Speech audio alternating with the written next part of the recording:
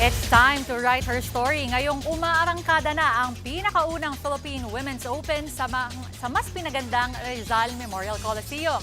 Todo-todo na nga ang suporta ng Pinoy fans para kay Alex Ayala at ilan pang Pinay players. Live mula sa Rizal Memorial Coliseum, nasa frontline ng balitang yan, si Ian Suyu. Ian, kamusta ang atmosphere dyan?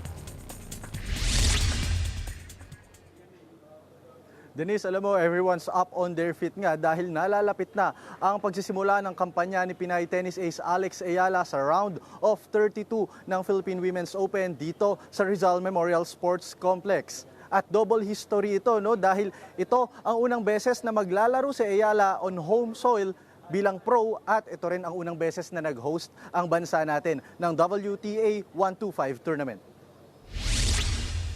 Umaga pa nga lang, mahaba na ang pila ng mga kapatid natin na nag-aabang na makapasok dito sa venue. Pagpasok nga dito sa Tournament Village ay iba't ibang booth ang pwedeng puntahan rito.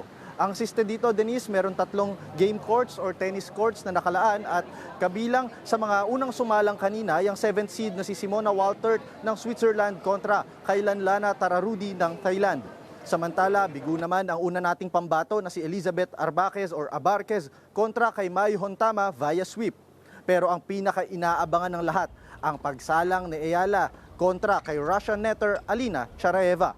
Rank number 47 si Ayala sa buong mundo, habang rank number 163 naman si Charaeva. Matatanda ang galing si Ayala sa early exit noong Australian Open, kaya't asahang babawi ng matindi ang 20-year-old tennis star. Bago nga siya sumalang sa laban ay nag-share pa si Alex kanina ng video niya na sumasayaw ng traditional Pinoy dance na tinikling. At ang biro nga ni Alex diyan niya nakuha ang kanyang matinding footwork.